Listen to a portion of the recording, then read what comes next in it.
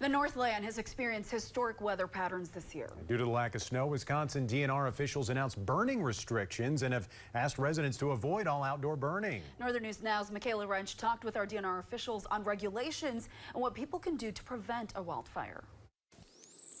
Fire season is off to an abnormally early start this year. DNR officials say we are at a high risk for wildfires.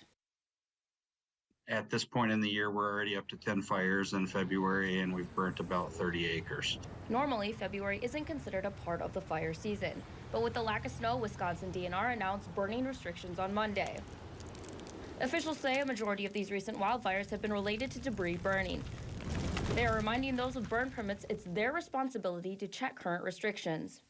Lately, with the high winds and the dry fuels that aren't snow covered, we do have relatively high fire danger for this time of year. Glessner with the Minnesota DNR says those same regulations apply.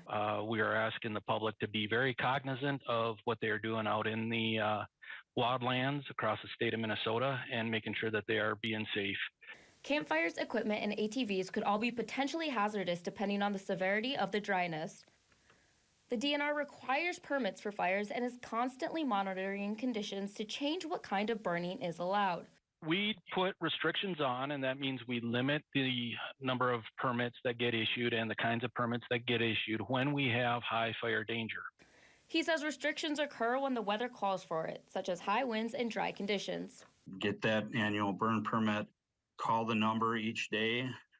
We update that at 9 a.m. So you'll know what your restrictions are for the day. To prevent wildfires all season long on either side of the border. Michaela Wrench, Northern News Now. Raking leaves, bagging debris, or buying less flammable fuel can make a huge difference on the outcome of a fire near your home. You can stay up to date on fires happening in your area by following the interactive map provided by the DNR to monitor fires when they spark.